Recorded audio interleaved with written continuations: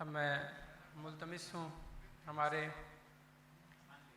مہمان خصوصی سکھر سندھ سے تشریف لائے مفتی اعظم سندھ حضرت علامہ مولانا مفتی ابراہیم قادری رضوی دامن برکاتہم العالیہ، میں حضرت سے درخواست گزار ہوں کہ آپ تشریف لائیں اور اپنے ملفوظات عالیہ سنیں۔ نعرہ تکبیر، نعرہ رسالت، نعرہ تحقیق، نعرہ حیدری، نعرہ غوثیہ۔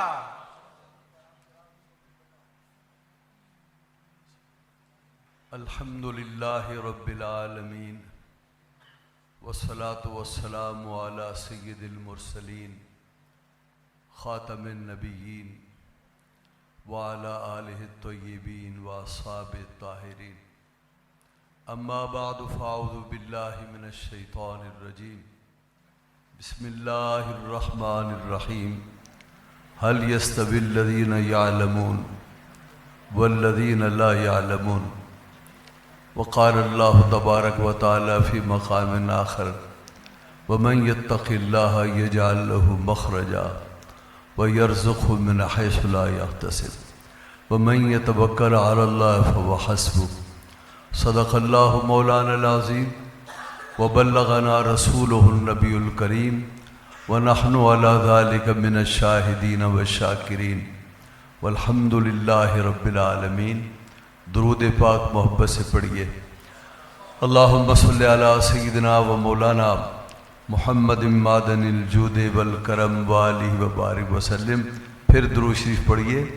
اللہم صلی وسلم وبارک علی سیدنا و نبینا و شفیعنا محمد وآلہ وصحبہ۔ فقیہ العصر حضرت مولانا علامہ مفتی ابو بکر صدیق صاحب،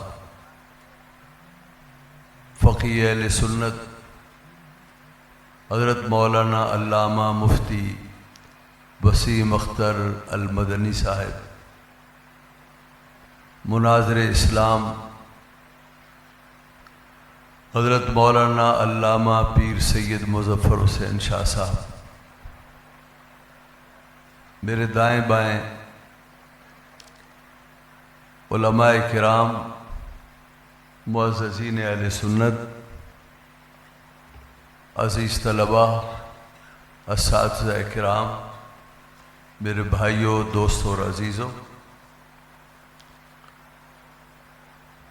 غالباً جامعہ فیضان شریعت کی طرف سے باقاعدہ اجتماع کی صورت میں آپ حضرات کو پہلی بار جلسے محفل کی صورت میں مدعو کیا گیا۔ مجھے اجتماعیت کو دیکھ کر بہت مسرت اور خوشی محسوس ہوئی، جو اس بات کی دلیل ہے کہ جامع فیضان شریعت کی طرف ہمارے عوام، ہمارے علماء متوجہ ہیں، اس کی ضرورت کو سمجھتے ہیں اور جامع فیضان شریعت کا انہیں صحیح معنوں میں تعارف حاصل ہے۔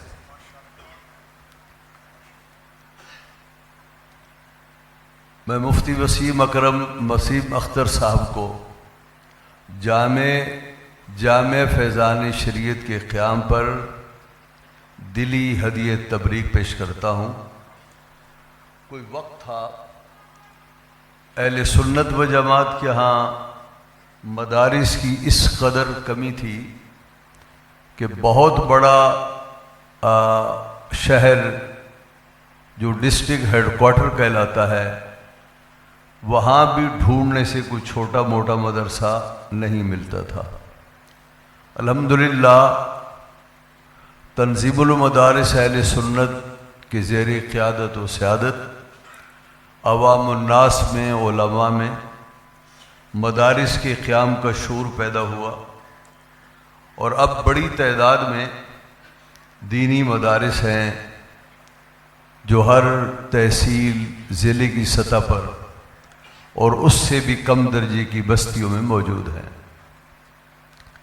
کراچی کروڑوں کا شہر ہے، لیکن یہاں پر دینی مدارس میں قائم دارالافتاء کے علاوہ عوام الناس کی فقہی طور پر روز مرہ کے مسائل میں ان کے ساتھ تعاون مشکل نظر آتا تھا۔ دینی مدارس میں لوگ آتے، فتوے حاصل کرتے، لیکن دینی مدارس کے علاوہ شہر کی دوسرے مقامات پر باقاعدہ دارالافتاء قائم ہوں اور لوگوں کی دینی فقہی ضرورتوں کو پورا کریں۔ یہ 20 سال پہلے تو ایسا کچھ نہیں تھا، الحمدللہ اب اس میں اضافہ ہوا اور ہمارے علماء کی اس طرف توجہ ہوئی، اور آج فیضان شریعت جیسے ادارے معرض وجود میں دیکھنے میں آئے۔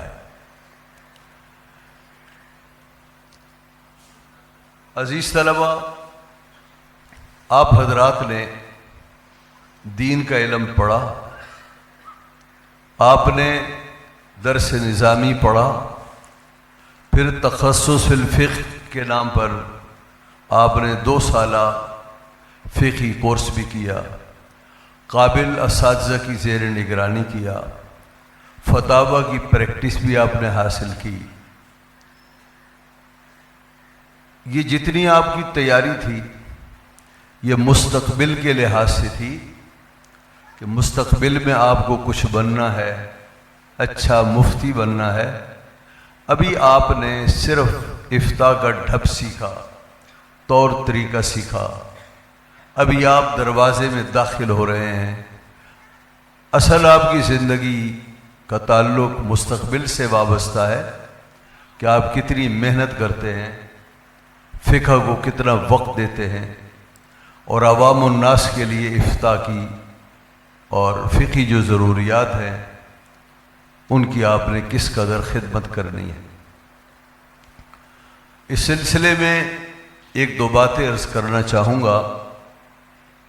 یہ جتنے عزیز طلبہ ہیں اپنے آپ کو مفتی، علامہ، متخصص، فقیہ سمجھنے کی کوشش نہ کریں۔ اللہ تعالیٰ نے آپ میں سے جس کو جتنی صلاحیت سے نوازا، اللہ اس میں اور برکتیں عطا فرمائے۔ جب آپ کام کریں گے تو آپ کو خود لوگ فقیہ اور مفتی کہیں گے۔ آپ اپنی صلاحیتوں کو اپنے عمل سے منوائیں گے۔ ہمارے بزرگ کہا کرتے ہیں، مشک آں باشد کہ خود ببویت، نہ کہ عطار بگویت۔ مشک وہ نہیں کہ عطار اس کا تعارف کرے، مشک خود بتاتی ہے کہ میں مشک ہوں۔ آپ اپنے اندر اللہ نے آپ کو صلاحیتیں دی، ان صلاحیتوں کو پالش کیا آپ کے اساتذہ نے۔ محنت کیجئے، آگے بڑھئے۔ جو محنت کرے گا مستقبل میں انشاءاللہ العزیز وہ اس کا پھل پا کر رہے گا۔ اس سلسلے میں گزارش یہ ہے کہ متون فقہ اور شروع اور فتاوی وہ بھی آپ کے پیش نظر ہونے چاہیے، لیکن چونکہ ہم اجمی ہیں، اردو سے ہمارا زیادہ واسطہ ہے، اس لیے حضرت مفتی افضل حسین شاہ صاحب ہمارے استاد ہیں، وہ فرمایا کرتے تھے کہ فقہ پڑھانے کا طریقہ یہ ہے، آپ ہدایہ پڑھائیں نا تو ہدایہ کا جو سبجیکٹ ہے، کتاب النکاح ہے، بیوع ہے، فرمایا سب سے پہلے بہار شریعت میں اس سبجیکٹ کو پڑھیں اور وہ پورے کا پورا اپنی نظر سے گزارے، تو انشاءاللہ العزیز وہ جو متن ہے اس کے سمجھنے میں آپ کو شرح صدر پیدا ہوگی۔ دوسری بات یہ ہے کہ فتاوی رضویہ کو اپنا اوڑھنا بچھونا بنائیے اور فتاوی رضویہ کو پڑھیے۔ فتاوی رضویہ کو پڑھنے کے 2 طریقے ہیں۔ ایک یہ ہے کہ جو آپ کی ضرورت ہے اس ضرورت کے مطابق فتویٰ دیکھا اور کتاب کو بند کر دیا، اسے کہتے ہیں وقت کو دھکا دینا، ٹرخانا۔ فتاوی رضویہ کو بالاستیعاب پڑھیے، از اول تا آخر پڑھیے، اور ایسے پڑھیے کہ جیسے قرآن کریم کی ہم تلاوت کرتے ہیں اول تا آخر. اسی طریقے سے فتاوی رضویہ کو از اول تا آخر مطالعہ کیجیے. وہ مسائل آپ کے مطلوبہ مسائل ہوں یا نہ ہوں انہیں ضرور پڑھیے فتاوی رضویہ کو، اور ایک بار پڑھنے کے بعد پھر بس مت کیجیے، دوبارہ پھر پڑھیے. جب تک زندگی باقی ہے فتاوی رضویہ کا اعادہ، اس کا مطالعہ بار بار ہونا چاہیے. اور یہ فقیر آپ کو ضمانت دیتا ہے، جس نے فتاوی رضویہ کو باقاعدگی سے پڑھا، سمجھ کے پڑھا، دماغ اور دل کے ساتھ پڑھا، اس جیسا زمانے میں کوئی اور فقیر نہیں ہو سکتا. استدلال کی قوت، مسائل پر گرفت، جزیات کی حفاظت ذہن و قلب میں، اور سب سے بڑی بات مسئلہ بتاتے ہوئے بھرپور اعتماد کی دولت. یہ ساری چیزیں جو آپ کو حاصل ہوں گی وہ فتاوی رضویہ کے فیضان سے حاصل ہوں گی. تو فتاوی رضویہ کو پڑھیے، اور فتاوی رضویہ پڑھنے سے دوسری کتابوں کے مطالعے میں آپ کو اللہ رب العزت بڑی روشنی عطا فرمائے گا. اس کا سمجھ اور اس کا فہم آپ کے لیے بہت آسان ہوگا.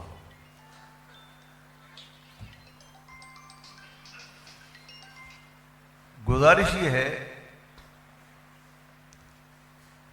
مفتی کا کام یہ ہے زمانہ اپنے ساتھ، زمانے ان کے انقلابات اپنے ساتھ، نئے نئے مسائل لے کر آتا ہے جسے حوادث و نوازل کہتے ہیں. ایک اچھے لائق مفتی کا کام یہ ہے کہ ان پیدا شدہ جدید جو مسائل ہیں اس میں امت کی رہنمائی کرے، اور امت کی رہنمائی تب ممکن ہوگی کہ اس کی وسعت مطالعہ بھی ہو. توجہ ہے آپ حضرات کی؟ وسعت مطالعہ بھی ہو، حالات زمانہ پر آپ کی نظر بھی ہو. تیسرا، حرص و ہوس سے ہٹ کر محض تقوی اور خوف خداوندی کی بنا پر جب آپ قلم اٹھائیں گے تو امید کی جاتی ہے کہ اللہ تعالیٰ آپ کے لیے ثواب کی راہ نکالے گا اور آپ اس کے حل میں کامیابی حاصل کریں گے.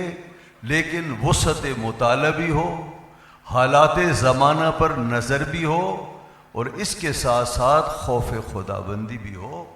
یہ تین چیزیں آپ کے پاس ہیں تو اللہ تعالیٰ سے امید کی جاتی ہے اس کی رحمت سے کہ وہ آپ کی ان مسائل کے حل میں مدد فرمائے گا اور اچھی صورت اور راہ نکالے گا. اس سلسلے میں جو فقہا ہیں، حضور نبی پاک صلی اللہ تعالیٰ علیہ وسلم اور احادیث طیبہ بتاتے ہیں کہ جو فقہا ہیں ان کے بڑے درجے ہیں، اور فقاہت کی ضرورت، فقیہ کی ضرورت ہر زمانے میں محسوس کی جاتی رہی ہے. احادیث طیبہ میں دین کی سمجھ کو، فہم کو فقاہت سے تعبیر کیا گیا. ابھی میں آ رہا تھا تو شاہ صاحب حدیث پڑھ رہے تھے، حضرت سیدنا امیر معاویہ رضی اللہ عنہ کی روایت سے، من یرد اللہ بہ خیرا یفقہہ فی الدین انما انا قاسم واللہ یؤتی. اللہ جسے بھلائی کا ارادہ فرماتا ہے اللہ اسے دین کا فقیہ بنا دیتا ہے. تو آپ خوش نصیب ہیں کہ اللہ نے آپ کے ساتھ خیر کا ارادہ کیا اور آپ یہاں قابل اساتذہ کی نگرانی میں آپ یہاں تشریف لائے، آپ نے پڑھا، آپ کو مبارک ہو. حضرت سیدنا فاروق اعظم رضی اللہ عنہ کا قول امام بخاری نے نقل کیا. انہوں نے فرمایا کہ تفقہوا قبل ان تسودوا، سردار بنائے جانے سے پہلے فقیہ بنو.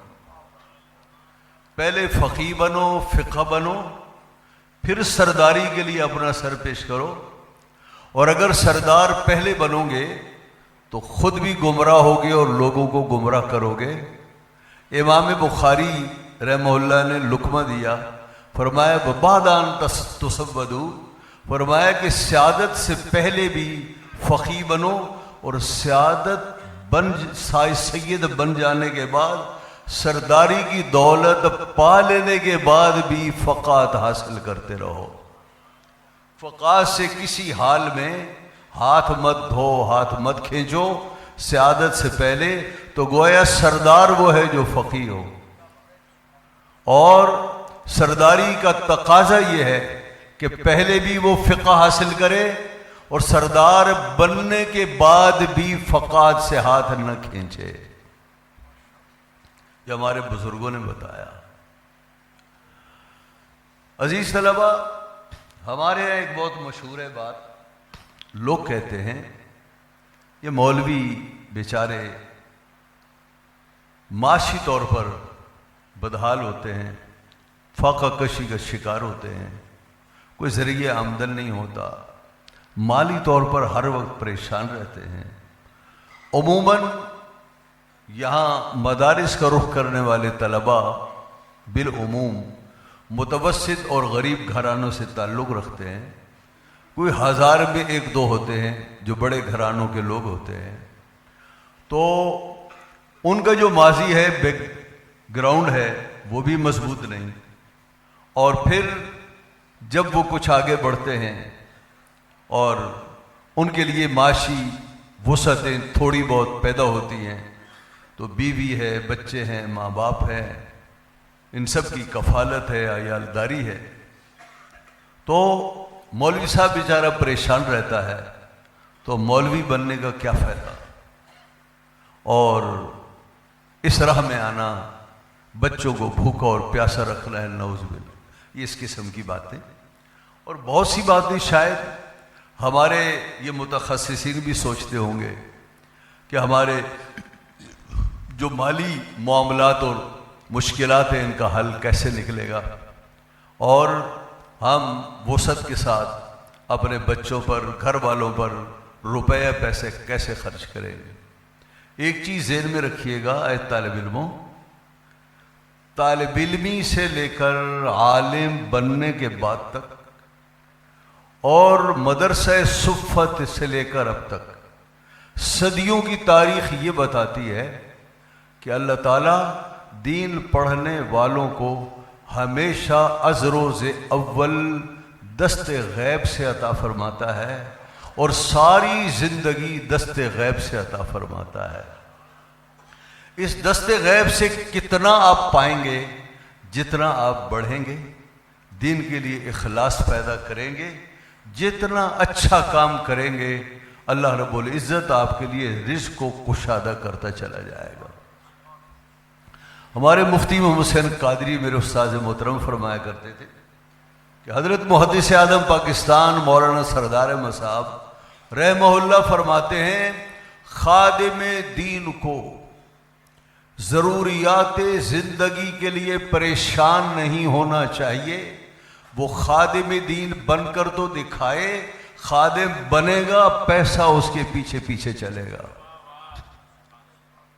تجربہ کر لیں، ہمارے جو اسٹیج پر علماء بیٹھے ہیں الحمدللہ اس تجربے سے گزرے ہوئے ہیں۔ تو ہمیشہ دست غیب سے اللہ عطا فرماتا ہے۔ اللہ رب العزت، یہ میں نے آیت پڑھی، وَمَن يَتَّقِ اللَّهَ يَجْعَل لَّهُ مَخْرَجًا وَيَرْزُقْهُ مِنْ حَيْثُ لَا يَحْتَسِبُ، جو اللہ رب العزت سے ڈرتا ہے، اللہ اس کے لیے راہیں کشادہ پیدا کرتا ہے۔ وَمَن يَتَوَكَّلْ عَلَى اللَّهِ فَهُوَ حَسْبُهُ، جو اللہ پر بھروسہ کرے اللہ اس کے لیے کافی ہے۔ پھر اللہ مدد کے لیے بندوں کو بھی۔ میں نے ابھی آتے ہوئے فیضان شریعت کی عمارت دیکھی، مجھے میرے عزیز نے دکھایا کہ یہ فیضان شریعت، تو دور سے دیکھنے والا تو اسے دیکھے تو دل ڈوب جاتا ہے کہ یہ بالکل چھوٹی سی جگہ ہے، دیکھتی ہی گھبراہٹ سی محسوس ہوتی ہے۔ ہمیشہ ہمارے بزرگوں نے دین کا کام اسی طرح سے کیا ہے، شروعات ایسے ہوتی ہے، اور جیسے جیسے اخلاص بڑھتا ہے کام بڑھتا ہے، اللہ شہرتوں کے سامان پیدا کرتا ہے، خلق خدا متوجہ ہوتی ہے اور دیکھتے ہی دیکھتے باغ و بہار ہماری نگاہوں میں آ جاتا ہے۔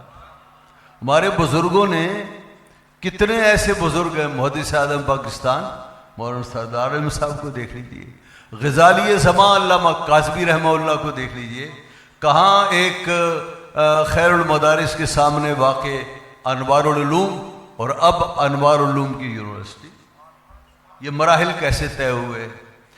حضرت محدث اعظم پاکستان نے ایک درخت کے نیچے تدریسی سلسلہ شروع کیا اور اس کے بعد دیکھتے ہی دیکھتے 10 برسوں میں وہ فیضان پھیلایا۔ پاکستان میں کسی محدث اور عالم کی قسمت میں وہ فیضان آج تک نہیں آیا۔ تو وَمَن يَتَّقِ اللَّهَ يَجْعَل لَّهُ مَخْرَجًا، بس اللہ سے ڈریے، اللہ کا خوف پیدا کیجئے، تو انشاءاللہ العزیز اللہ رب العزت تنگی کو کشادگی میں بدل دیتا ہے اور راہیں خود بخود نکالتا ہے۔ یہ ہمیں صفحہ سے یہ تاریخ ملتی چلی آ رہی ہے۔ علامہ، اب آپ یہ دیکھیے، آج جو مشقتیں آپ اٹھا رہے ہیں، 1400 برس پہلے، 1000 برس پہلے، 500 برس کو بھی چھوڑیے، 100 برس پہلے جو طلباء کو جن مشکلات کا سامنا تھا، اس کے مقابلے میں تو آج آپ ٹھاٹھ گئے۔ پکا پکایا ملتا ہے، کچن موجود ہیں، اور روزانہ الگ الگ وہ کھانے کا باقاعدہ شیڈول بنا ہوتا ہے۔ لیکن 100 سال پہلے کیا تھا؟ کچھ بھی نہیں۔ لڑکے بیچارے گاؤں میں گھروں سے مانگ کر لاتے تھے۔ اور نبی پاک صلی اللہ علیہ وسلم کے دور میں کیا تھا؟ آپ کو معلوم ہے، غزوہ خیبر سے پہلے صحابہ کرام علیہم رضوان خود معاشی مشکلات میں گھرے ہوئے تھے۔ علامہ ابن حجر اسقلانی نے فتح الباری میں لکھا، حضور نبی پاک صلی اللہ تعالیٰ علیہ وسلم کے پاس صفحہ میں پڑھنے والے جو طلباء تھے، ان کی تعداد کم سے کم 70 اور زیادہ جب بڑھتی تھی تو 400 ہوتی تھی۔ ان کا معاش کیا تھا؟ ان کا گزر بسر کیسے تھا؟ مدینہ طیبہ میں جب باغ پکتے تھے تو صحابہ کرام علیہم رضوان اس کے خوشے توڑ کر مسجد نبی میں آ کر لٹکا دیتے تھے۔ اس خوشے سے جو کھجوریں پک پک کر جھڑتی تھیں، گرتی تھیں، جس کے حصے میں آئیں اس نے کھا لیا اور 1-2 گھونٹ پانی کی پی لیے اور اللہ کا شکر ادا کیا۔ لیکن اس سے تو گزارا نہیں ہوتا نا، تو نبی پاک صلی اللہ تعالیٰ علیہ وسلم نماز پڑھانے کے بعد ارشاد فرماتے، تم میں سے کون ہے جو اپنے ساتھ 2, 3, 4 طلباء کو لے جائے؟ حضرت ابوبکر صدیق لے جاتے، حضرت عمر لے جاتے، صحابہ کرام علیہم رضوان انصار میں سے کچھ لوگ لے جاتے۔ امام ابن حجر فرماتے جو بچ جاتے آقا کریم انہیں اپنے گھر لے جاتے۔ اس طرح سے ان طلباء نے پڑھا۔ حضرت ابو ہریرہ فرماتے ہیں بھوک کی وجہ سے کئی پہر تک حلق سے کوئی چیز معدے میں اترتی نہیں تھی، اور کئی بار بھوک کی وجہ سے غشی کے دورے پڑے بے ہوش ہو جاتے، یہاں تک کہ نماز فرض جماعت کے اندر مجھے بے ہوشی کے دورے پڑ جاتے تھے۔ فقر کا یہ عالم ہے، لیکن اس فقیری کے باوجود، معاشی تنگی کے باوجود، اللہ کے محبوب نے کبھی کسی کے سامنے ہاتھ پھیلانے کا درس نہیں دیا، اور ہمیشہ یہ ارشاد فرمایا سنو، اوپر والا ہاتھ نیچے والے ہاتھ سے اچھا ہے۔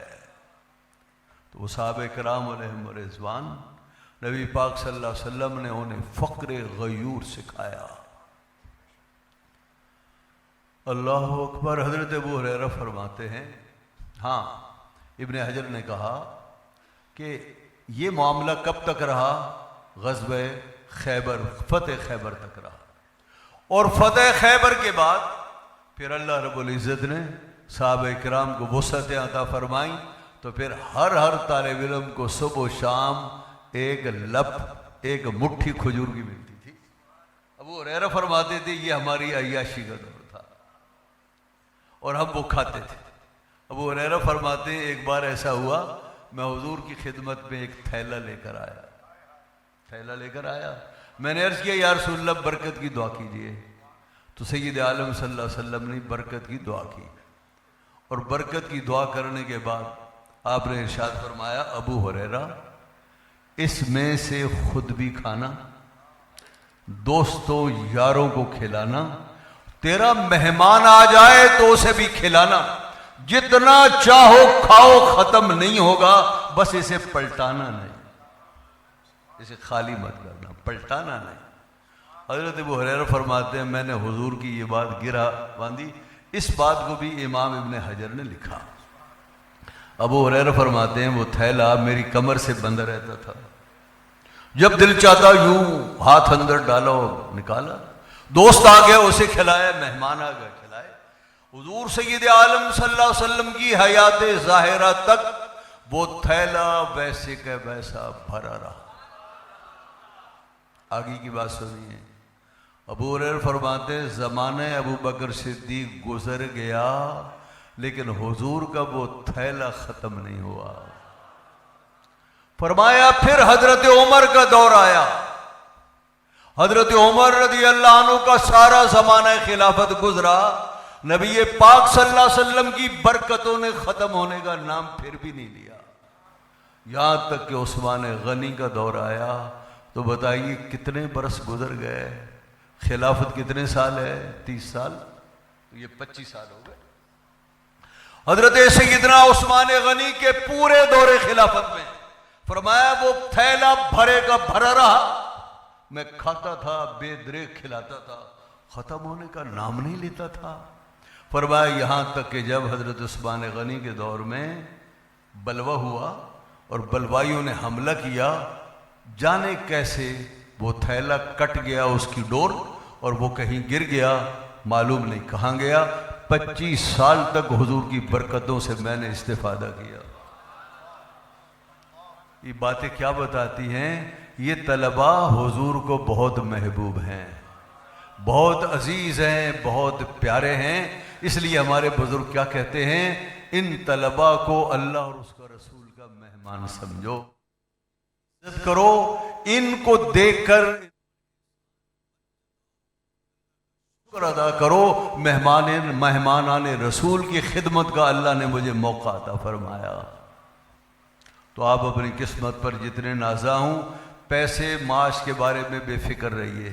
صرف ایک فکر کیجئے، اللہ اور اس کے رسول کی رضا کی خاطر کام کرنا ہے. انشاءاللہ پھر یہ سارے راستے اللہ آپ کے لیے کھول دے گا. اور معاشی طور پر کسی آخری بات یہ، مفتی وسیم اختر صاحب، مفتی ابو بکر صاحب، یہ دونوں اہل سنت و جماعت کے وہ مضبوط فقیہ علماء ہیں جن کی فقاہت بھی قابل بھروسہ اور اعتماد ہے، اور جن کی تربیت بھی اور باب عقائد میں اللہ رب العزت نے جو انہیں رسوخ اور پختگی عطا فرمائی ہے. مجھے امید ہے کہ عقائد کی پختگی لے کر آپ ہر جگہ پھیلیں گے اور ان عقائد کا پرچار کریں گے. آج اہل سنت و جماعت پر ایک یلغار بد مذہبی کے علاوہ ہمارے اندر سے پیدا ہونے والوں فتنوں کی ہے، ترفظ کی صورت میں، اور نئی وہ بحثیں جو پہلے سے ہماری امت میں علماء میں طے ہو چکی ہیں، خواہ مخواہ ان مباحث کو چھیڑنا یہ سوائے فتنہ پروری کے اور کچھ بھی نہیں. لہذا جو عقائد اہل سنت کے ہیں، اعلیٰ حضرت امام اہل سنت سے ہمیں ورثے میں ملے، حضرت شاہ عبدالحق محدث دہلوی سے ملے، حضرت امام ربانی مجدد الفسانی سے ملے. ان عقائد پر آپ مضبوطی سے قائم رہیے، انہی عقائد کا پرچار کیجئے. اور ان حضرات کے یہ عقائد کھڑے ہوئے نہیں، اسلاف امت کے عقائد کے یہ لوگ امین تھے اور ان امانتوں کو انہوں نے امت تک پہنچایا.